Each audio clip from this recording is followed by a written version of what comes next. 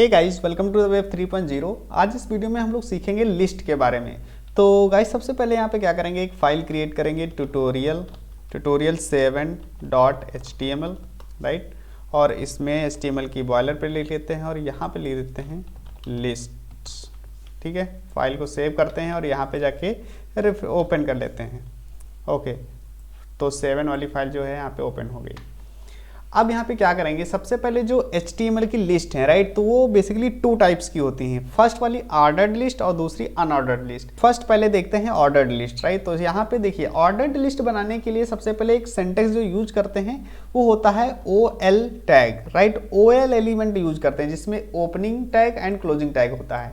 और इसके बाद OL के अंदर यहाँ पे हम क्या करते हैं, LI टैग यूज करते हैं। LI का मतलब लिस्ट आइटम, OL का मतलब ऑर्डर्ड लिस्ट और लिस्ट आइटम। और इसके अंदर हम नाम दे देते हैं जैसे कोई भी, जैसे कि ऑर्डर्ड लिस्ट, ठीक है। और यहाँ पे इसको रेप्लिकेट कर लेते हैं 2-3 बार। ओके, तो ये हमारी क्या हो गई, एक लिस्ट बन गई जो कि ऑर्डर्ड लिस्ट है, राइट। फाइल को सेव करेंगे, यहाँ रिफ्रेश करेंगे तो ये देखिए हमारे पास एक ऑर्डर्ड लिस्ट बन चुकी है, ठीक है। अब इस ऑर्डर लिस्ट में, इसे ऑर्डर लिस्ट क्यों कहते हैं, क्योंकि यहाँ पे देख रहे हैं इसका ऑर्डर देख रहे हैं 1 2 3 4 5 नंबर से पता चल रहा है कि ये इंक्रीजिंग ऑर्डर में है या डिक्रीजिंग ऑर्डर में, राइट। इस तरीके से ऑर्डर इसका पता चल जाता है हमें, ठीक है। हम समझ सकते हैं कि किस ऑर्डर में है, राइट। तो उसे कहते हैं ऑर्डर्ड लिस्ट, राइट। और OL टैग का यूज करते हैं इसमें, ठीक है। तो ये हो गई ऑर्डर्ड लिस्ट। अब देखते हैं अनऑर्डर्ड लिस्ट। तो देखिए अनऑर्डर्ड लिस्ट में क्या होता है, यहाँ पे यूज करते हैं UL टैग। UL का मतलब opening and closing tag, right. और इसके अंदर यहाँ पे हम लिखते हैं LI टैग, राइट। LI मतलब लिस्ट आइटम, और इसके अंदर लिख देते हैं unordered list, right. Unordered list यहाँ पे लिख दिया हमने। और इसको हम रेप्लिकेट कर लेते हैं 2-3 बार।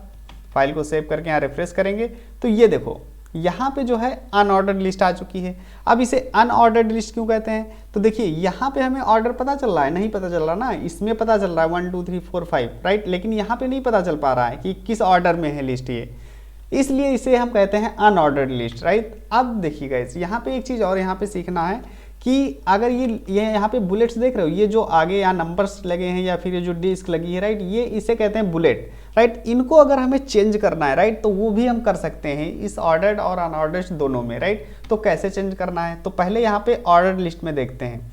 अब देखिए यहाँ पे जो नंबर्स हैं पहले 1 2 3, राइट, इनको अगर हमें किसी दूसरे फॉर्मेट में लाना है, जैसे कि यहाँ पे लिखते हैं, एक एट्रीब्यूट यूज करते हैं टाइप करके, ठीक है, टाइप। और यहाँ पे बाय डिफॉल्ट जो होता है 1 होता है, जो कि नंबर, रिफ्रेश करेंगे कोई फर्क नहीं पड़ेगा, ठीक है। दूसरा यहाँ पे हम यूज करते हैं कैपिटल A। कैपिटल A का मतलब अगर हम अल्फ़ाबेट में यहाँ पे नंबरिंग करना चाहते हैं तो यहाँ पे जब रिफ्रेश करेंगे तो ये देखो ABCDE। अगर हम यहाँ पे स्मॉल में करना चाहते हैं, राइट, तो यहाँ पे करेंगे A और फाइल को सेव करके रिफ्रेश करेंगे तो ये देखो यहाँ पे स्मॉल में हो गया। अगर हम यहाँ पे करना चाहते हैं रोमन में तो रोमन में भी हो जाएगा। यहाँ पे चलते हैं और लिखते हैं कैपिटल I मतलब कैपिटल रोमन में, राइट। और यहाँ पे रिफ्रेश करेंगे तो ये देखो कैपिटल रोमन में हो गया।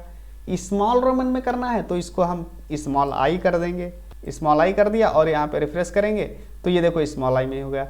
तो इस तरीके से अगर हमें यहाँ पे बुलेट्स चेंज करना है इसके, राइट, तो यहाँ पे हम टाइप एट्रीब्यूट लेते हैं और इसके अंदर हम वैल्यू चेंज कर सकते हैं। ओके, तो ये हो गया हमारा जो ऑर्डर अगर हमें चेंज करना है इसका मतलब अगर हमें कोई टाइप चेंज करना है ऑर्डर का।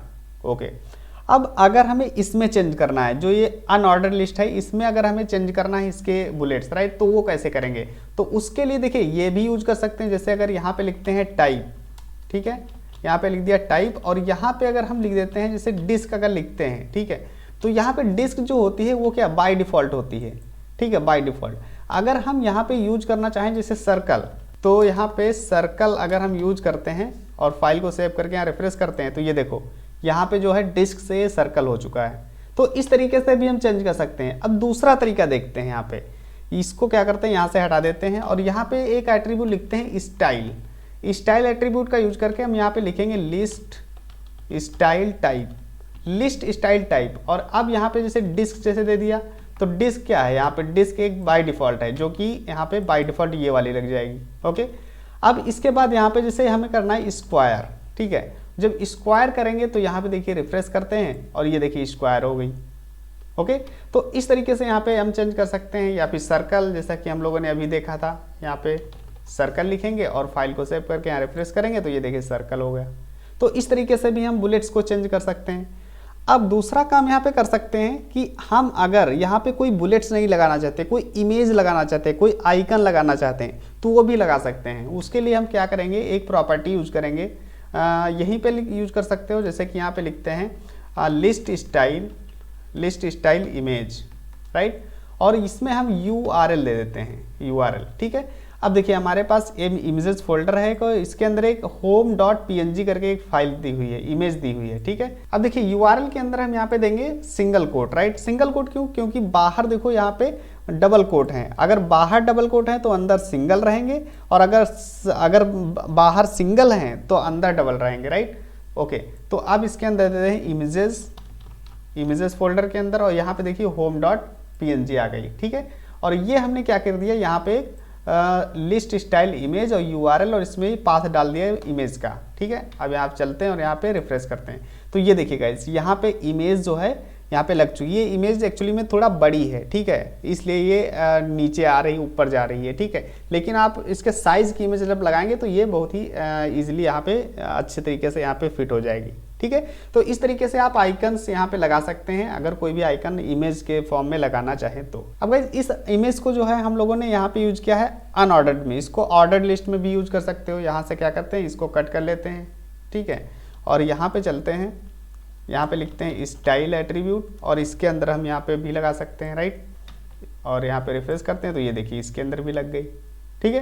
तो इस तरीके से आप यहाँ पे इमेज आइकन्स को भी आप यहाँ पे यूज कर सकते हो। अब गाइस एक काम यहाँ पे और कर सकते हो, अगर हमें इनकी पोजीशन चेंज करना है लिस्ट की, राइट, तो वो भी कर सकते। अब यहाँ पे चलते हैं और यहाँ पे क्या करेंगे, यहाँ पे लिखते हैं लिस्ट स्टाइल पोजीशन, ठीक है, और इसको कहते हैं इनसाइड जब कर देंगे तो लिस्ट जो है थोड़ा राइट साइड में शिफ्ट हो जाएगी। जैसे कि यहाँ पे रिफ्रेश करते हैं तो ये देखो इस तरीके से इनसाइड मतलब अंदर की ओर हो गई, ठीक है। तो इस तरीके से हम शिफ्ट भी कर सकते हैं। और दूसरी होते हैं यहाँ पे आउटसाइड, ठीक है, जो कि बाय डिफ़ॉल्ट रहती है, राइट, उसमें हम कुछ कर नहीं सकते, ठीक है, बाय डिफ़ॉल्ट वो उसी पोजीशन में रहेगी, ठीक है। तो ये प्रॉपर्टीज़ हैं कुछ लिस्ट से रिलेटेड, ठीक है, तो इनको याद कर रख सकते हैं, यहाँ पे यूज कर सकते हैं। अब देखिए गाइज यहाँ पे दोनों लिस्ट हो गई। अब इसके बाद एक लिस्ट और हम बना सकते हैं जो कि नेस्टेड लिस्ट जिसे कहते हैं। तो यहाँ पे लिखते हैं नेस्टेड लिस्ट।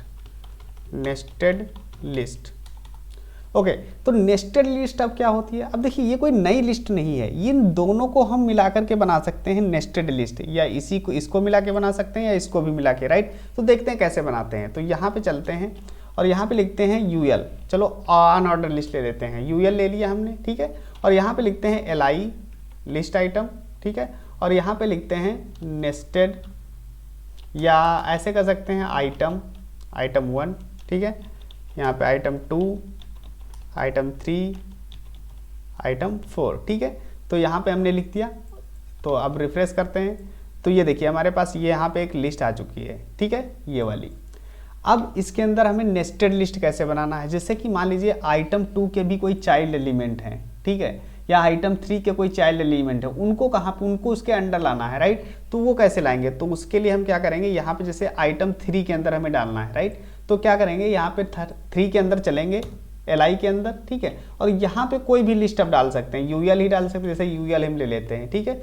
UL के अंदर फिर LI एक बनाएंगे, ठीक है, और इसके अंदर लिखेंगे आइटम 3.1, मतलब 3 का 1 वाला, ठीक है, और यहाँ पे 2, यहाँ पे 3, राइट, कुछ इस तरीके से, और यहाँ पे रिफ देंगे। ओके, तो इस तरीके से भी हम यहाँ पे लिख सकते हैं, देख रहे हो यहाँ पे मतलब अब आइटम 1, आइटम 2, आइटम 3 के अंदर यहाँ पे कुछ चाइल्ड थे वो भी आ गए। तो इसे कहते हैं हम नेस्टेड लिस्ट, ठीक है। ये काम आती है तुम्हारे नेविगेशंस बनाने में। जैसे आपने देखा होगा वेबसाइट्स में जो ड्रॉप डाउन नेविगेशंस नहीं होते हैं, जैसे जब होवर करते हैं तो ड्रॉप डाउन में उसके चाइल्ड ओपन हो जाते हैं।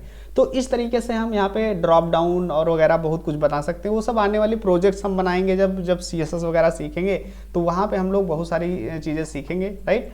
ओके, तो अब क्या करते हैं, अब अगर इसके अंदर भी अगर हमें बनाना है, जैसे मान लीजिए 3.2 इसके अंदर भी हमें बनाना है, इसका भी कोई चाइल्ड है, तो वो भी बना सकते हैं। यहाँ पे चलते हैं और अब यहाँ पे हम OL ऑर्डर्ड लिस्ट यूज कर सकते हैं, ठीक है, कोई भी यूज कर लो, राइट। ऑर्डर लिस्ट यहाँ पे लिख लिया और इसके अंदर जैसे लिखते हैं हम LI और यहाँ पे आइटम 3.2.1, ओके, और यहाँ पे हम इसको कॉपी करके यहाँ पे 2 कर देते हैं, कॉपी करके यहाँ पे 3 कर देते हैं। ओके, तो इस तरीके से देख रहे हो यहाँ पे हायरार्की टाइप की बन रही है। ठीक है, फाइल को सेव करते हैं, रिफ्रेश करेंगे तो ये देखो गाइस, ये देखो हमारे पास यहाँ पे नेस्टेड लिस्ट भी यहाँ पे बन चुकी है। आइटम 1, आइटम 2, ये आइटम 3 के ये वाले आइटम हो गए। ठीक है, लाइट 3.1, 3.2 और 3.3, और यहाँ पे 3.2 के भी ये 3 आइटम्स हो गए। ठीक, तो इस तरीके से यहाँ पे नेस्टेड लिस्ट का भी यूज कर सकते हो।